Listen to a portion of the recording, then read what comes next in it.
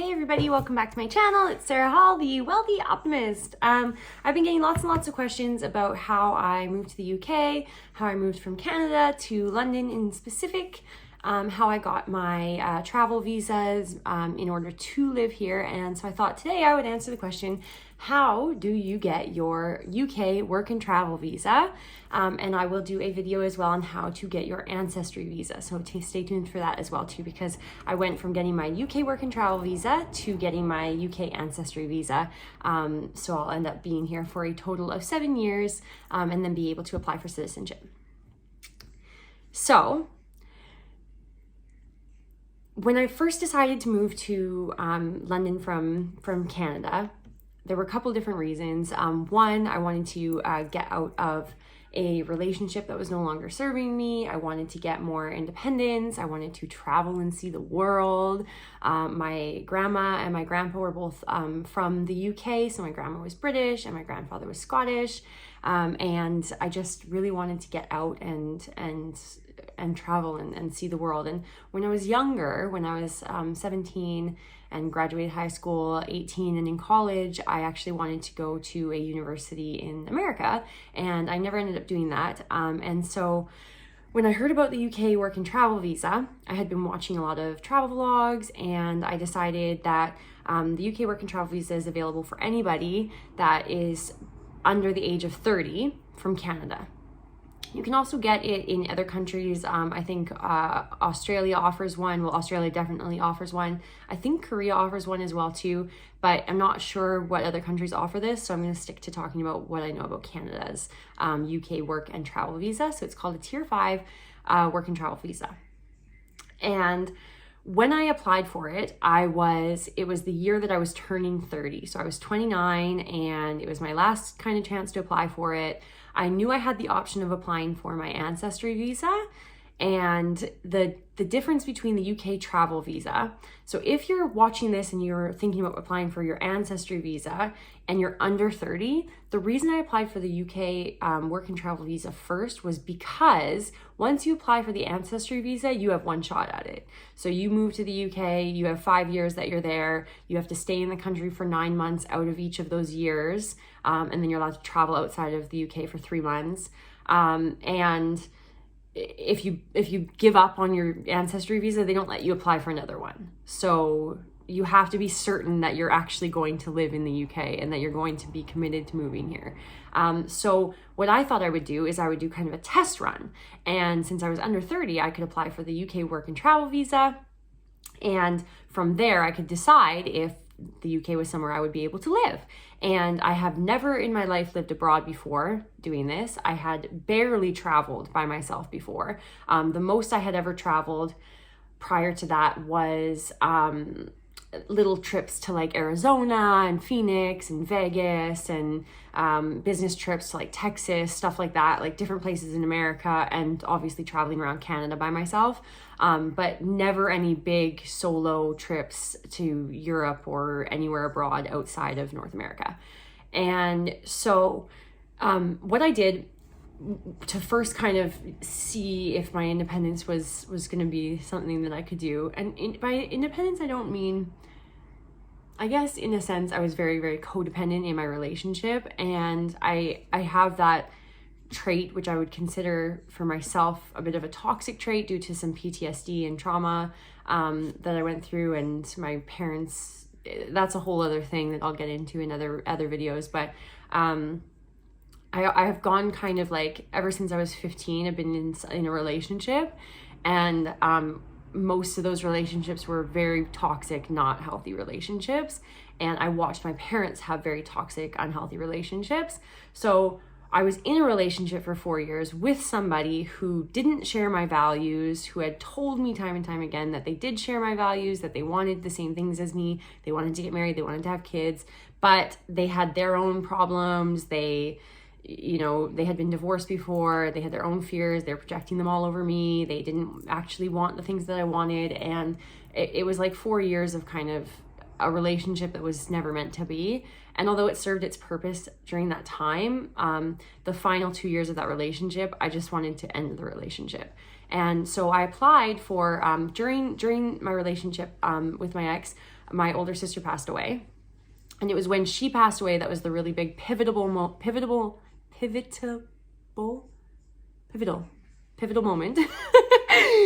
moment for me to decide, okay, I don't want to live in a unhealthy situation. I don't want to do anything that doesn't make me happy, because our time on earth is so short. I mean, she was 32 when she died, and there's just, life is way too short. So I decided that I was going to move. And what I did first was I actually, you've probably seen this video before where I talk about how I went on a mission to Cambodia. There's an entire Cambodia travel vlog series on my channel, which you can go and check out. And I went there, and that was my first kind of like trip where I went by myself, although I wasn't really alone.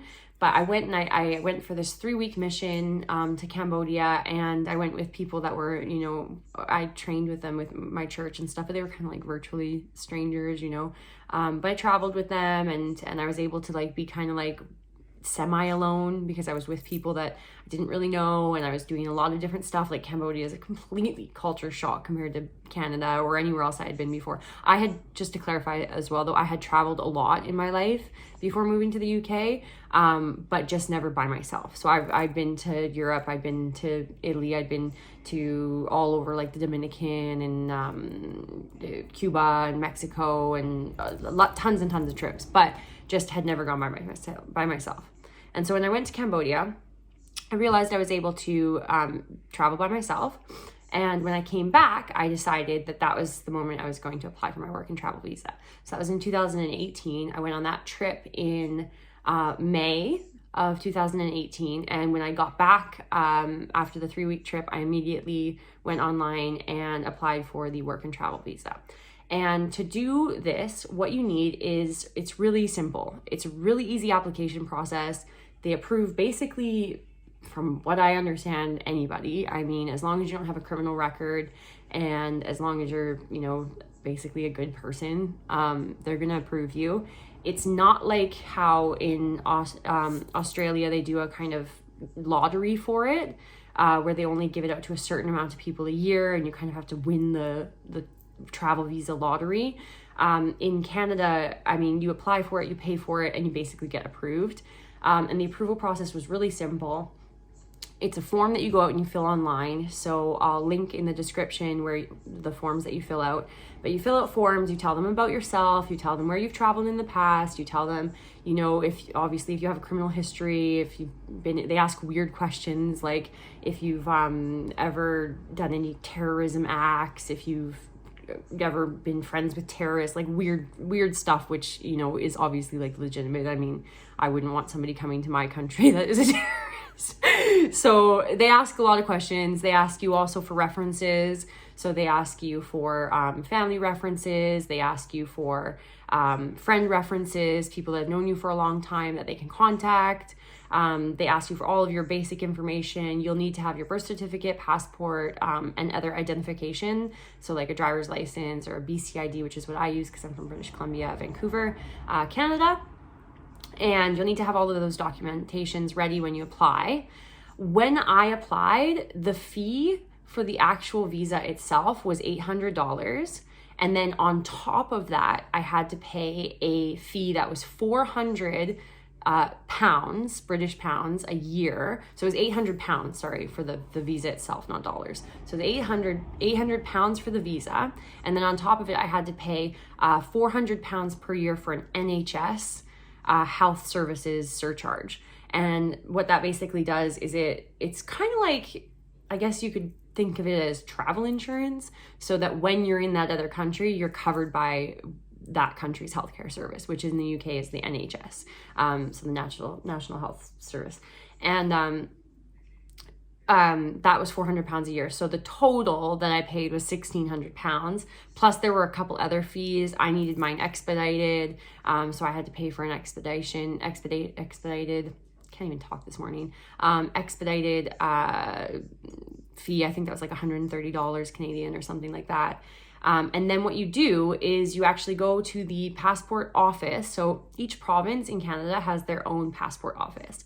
And in Vancouver, where I'm from, it was down near the down just past the Shangri-La. So kind of near Canada Pacific Place. And when I went there, you have to make an appointment. So that's a biometrics appointment. So you have to make an appointment and they do it all online. So after you fill out the forms, you file everything, you say that everything that you're saying is true, and then you pay the health service charge. After you pay the health service charge, they're gonna give you a specific number for your healthcare, and you have to go back to your application, prove that you've paid the healthcare service, and then that'll finalize the application process. And then after that, they'll take you to another screen where you can book your biometrics appointment. Biometrics is them taking a photo of your face to prove that it's you and doing all your fingerprinting so that they know that it's yourself. And once that process is done, you'll get a biometrics card, which will be your, passport to going in and out of the UK freely as a resident, which is what you are on the travel visa. So that's kind of your visa permit. And you will also get in your passport. So when you go to the biometrics office, let me backtrack a little bit. When you go to the biometrics office, you'll bring your passport with you and you'll bring your application and you'll have had an appointment. So you'll show up on time for your appointment. Make sure you show up a little bit early so that, you don't have any hiccups or problems or traffic or anything like that, because it's a really important appointment. Make sure that you are ready for your photo, because I didn't actually realize at the time that they were going to be taking a picture of me. So my friggin' visa photo is terrible. And they use a weird fish lens, like camera, so that it sees like the wide angle of your face. And I look like a smushed face person. So just be very wary if you want your photo to look nice, because people are going to see this card for like 7 years. If you get the ancestry visa, or just 2 years if you do the work and travel visa. If you want your photo to look nice, come prepared, because I was not prepared and I look absolutely horrific in it. But at that appointment, they will take your passport. So this is really, really important to know, that you cannot have any travel planned in between the time that you drop off your passport at that biometrics appointment until you get it back with the approval in it. The reason that they take your passport is because they put inside of your passport another visa that's separate from your biometrics card. And it's an actual imprinted page that takes up a whole page in your passport. So make sure that your passport is valid for as long as possible. If it's going to expire within the next 2 years, make sure you get it renewed. So for 10 years, you don't want to have any hiccups with your passport. And they'll put a page in it which has your visa. So it'll have your photo, it'll have your visa information, it'll have your healthcare information, it'll have all that stuff in it showing that you're allowed to enter what you are and are not allowed to do within the country of the UK while you're there, and it'll be officially stamped and sealed, and you'll get that back. So keep all that in mind and don't have any travel plans. When you get your passport back, they'll ship it back to you with FedEx or UPS or whatever service they decide to use. And if you get it expedited, then it'll come faster. If you don't, the whole process took between 3 to 4 weeks. From the day that I inputted it into the computer to the day that I got my passport back, including going to the biometrics appointment. And they sent me my passport back, and they also mailed me a card. That was the card did not get mailed to me, sorry. So what you have to do to pick up the biometrics card is actually land in the UK. And I'm going to backtrack a little bit more as well too, because this part's really important. You have to have an address that you're going to stay in the UK when you arrive. So if you don't have a friend in the UK, so for myself, I happened to know one person who was on a work and travel visa. She was like my best friend's cousin. So, and we were friends. So I asked her, hey, can I stay with you when I first get to the UK for a couple of days? And she was like, yeah, of course. So she gave me her address, and you have to actually put that on your application. You have to have an address where you will be staying and arriving, and it has to be the place that you're going to be staying. So it can't just be some made up address. You have to have a legitimate person with their contact information of where you're going to be staying. Now, if you don't know anybody in the UK, then you can use an Airbnb or a hostel as the address, but it has to be booked and it has to be where you're going to stay. Okay, so you cannot just like pick a hostel out of a hat and then decide not to go there, because the reason it is because they're going to check and make sure that you are staying there. They're also might contact the person or the hostel or the Airbnb. And finally, you're going to pick up your biometrics card linked to that address. So what happened was, once I landed in the UK, I went to my friend's house and that biometrics card was sent to, she lived in Earlsfield, so it was sent to somewhere near Earlsfield, and I had to go to this post office and show them my passport and everything like that, show them my visa that was stamped into my passport, and then they gave me an envelope that had my biometrics card in it. And so that is how you pick up your biometrics card. I have videos of me actually doing that on my travel. So if you go to the playlist, watch from the beginning, you can see my whole travel adventures and how I went to the UK and everything like that. But yeah, so that basically summarizes exactly how you apply for your UK work and travel visa. And if you have any questions at all, please post them in the comments below.